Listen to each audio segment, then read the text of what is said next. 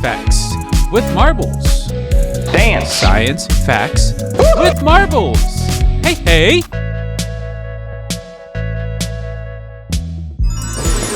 Hey kids, Professor Marbles here. I've got a bunch more science facts for you. Let's get to it.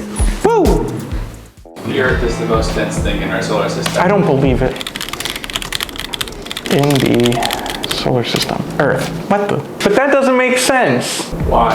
Earth is made of rock. Yeah, More dense but the sun is made out of like solid hydrogen, which is light. Hang on, what is the sun made of? The sun is a huge ball of hydrogen and helium held in by its own gravity. Boom, that's science right there. The sun has several regions. Oh, cool. Here's a cool article on my favorite website, NASA, about the sun. The sun has several regions. The sun has a region including the core, the radiative zone, and the convective zone. That's like a convection of it. Moving outward, the visible surface or photosphere is next, then the chromosphere, followed by the transition zone, then the corona. Hi, corona. It has to be dense.